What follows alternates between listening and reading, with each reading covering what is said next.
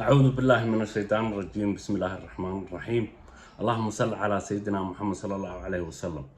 سومالي ميش تشوكتان وان سلام سلامت إسلامك حقا كدب.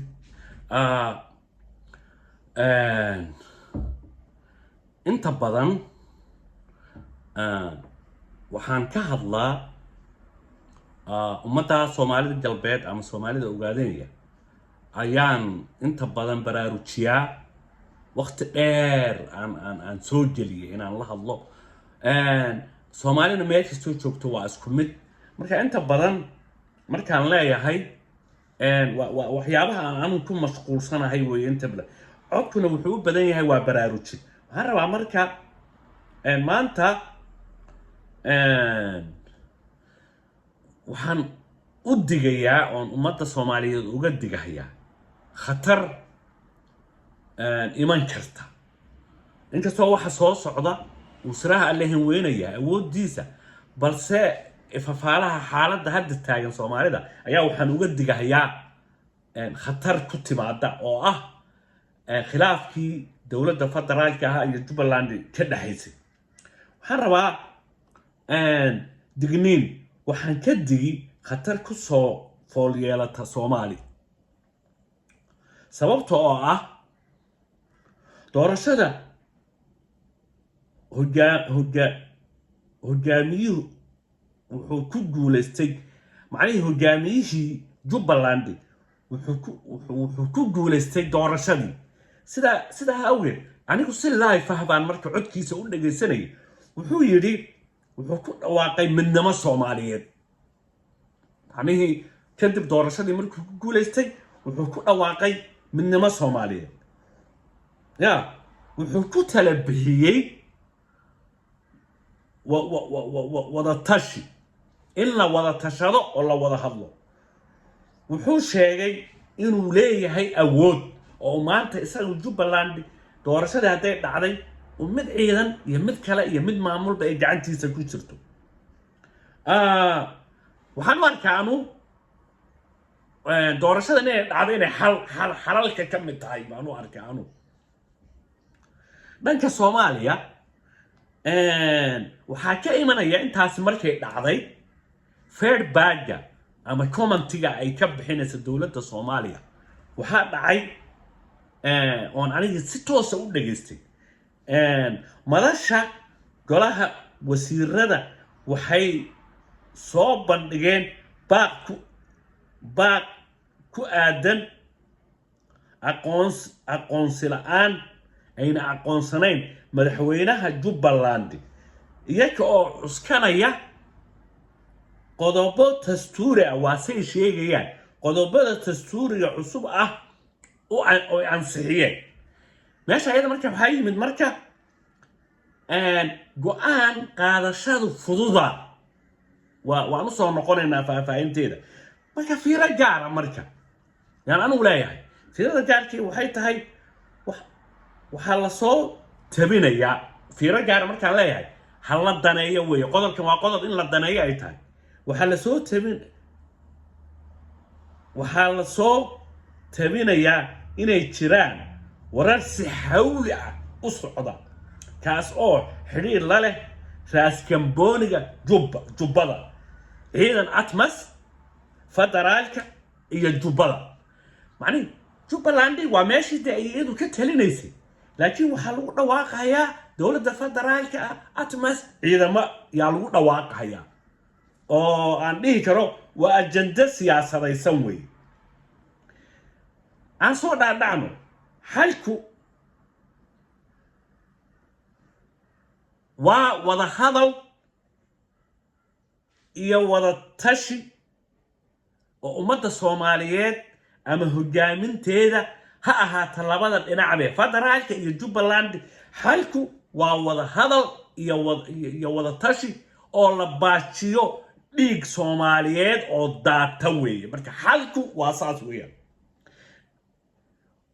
أنت وهاي الحسوس السمركة دعوين عجيب أيام صو حسوستي مركي أنت الآن أي نعضي وهاي الحسوس السي دولة إثيوبيا دكتاتر كي مدحات كاي ملز الزيناوي ها beesha caalamku ay barigantaanaysay ayaa waxa weeye markii uu nidaamkii gacanta ku dhigahayay ayaa waxaa jirta laba urur oo IFLO Islamic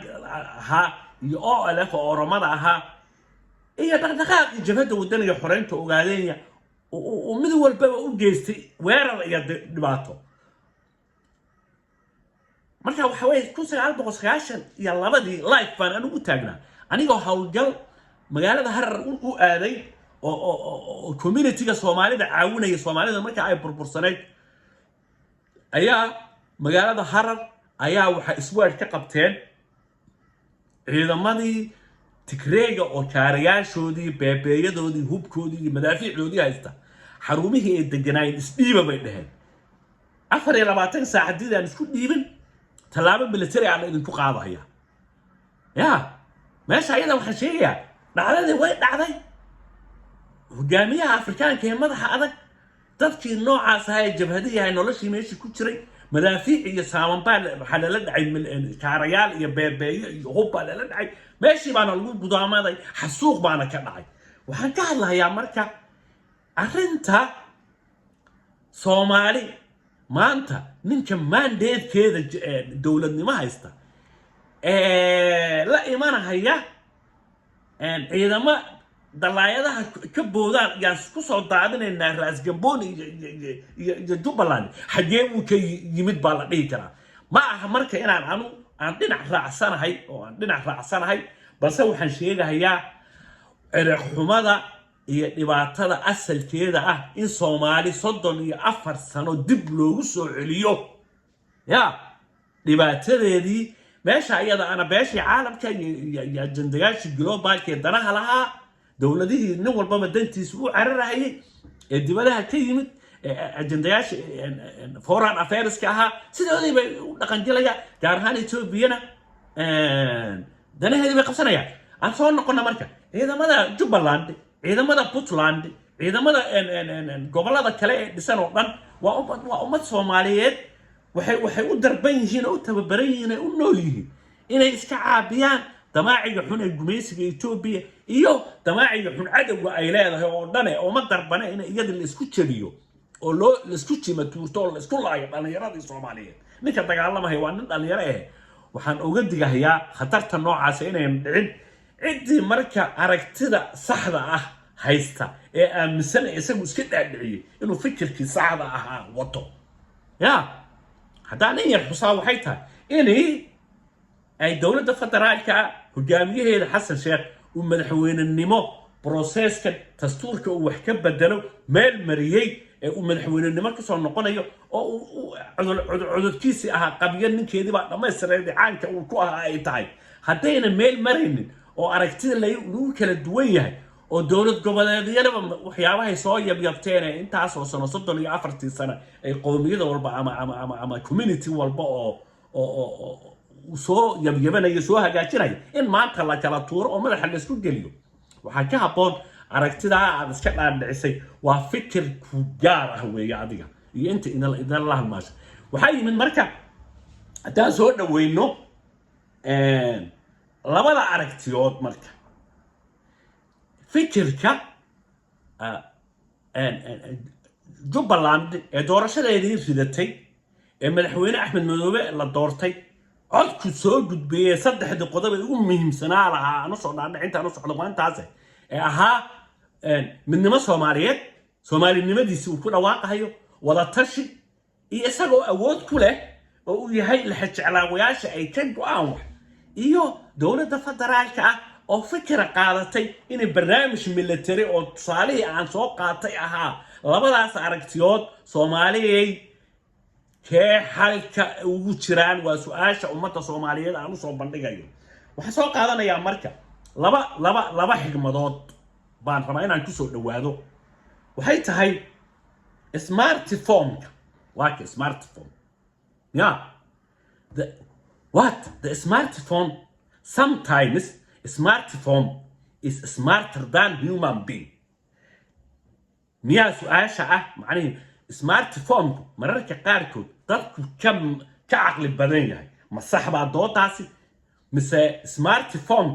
بالآدم كما عقل بنان كرو صوته سمارت فون كان معني فون كان عقل يا بدن له وحو بلويديني عدة سميسي بالآدم تاني إلهي بأنه وش شيء علمي إذا نقول نبان إذن بري waxaan ka wadaa marka dadku way kala aragti duwan waa la kala aqli badan yahay waxyaabo badan baa lagu kala takhasusay kaba soo qaad ilmahaaga yarka ah cilmi uu san baranin aadan adu baranin hadduu barto cilmiga waad uga baahan tahay doon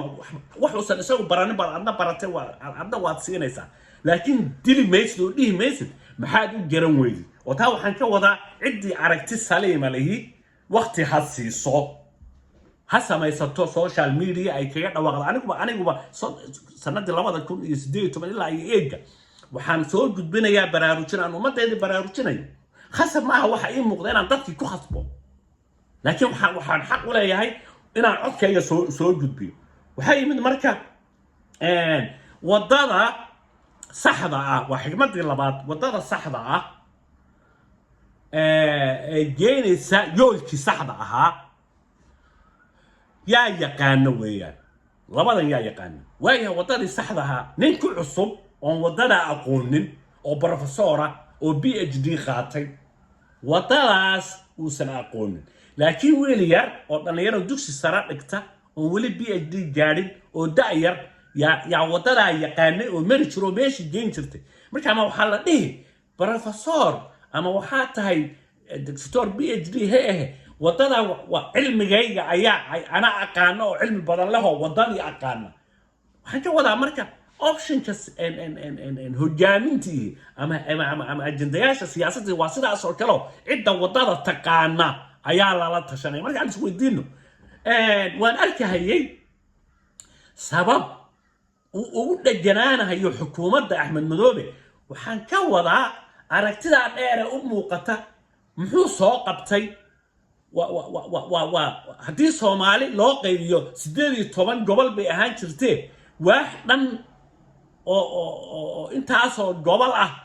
ayaa maanta hoos imanaya oo nabadiisi ka shaqeeyay in kulaacaysa iyo inuu soo wado ayay ahayd marka waa la xijcalaawa waa la tixgelinayaa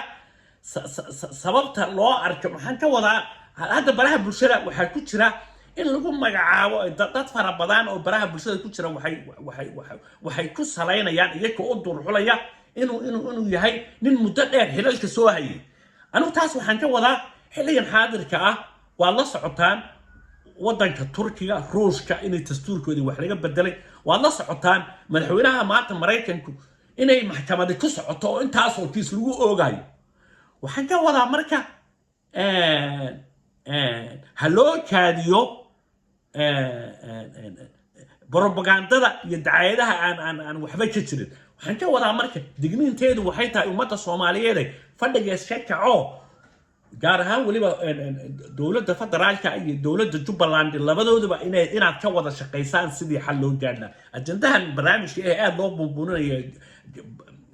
raaskambooniga la sheegayana haloo kaadiyo hadduu yahay wada hadal dawladda federaalka ihi barnaamij ay atmas la gashay ha cadayso waxaan leeyahay Soomaali hore u soco iskuna daya sidaad khatarta digniinta Soomaali oo dhigeedu soo dhaafta aad u badbaadin lahayd waana wax su'aal wa subhanahu wa salaamu alaykum wa rahmatullahi wa barakatuh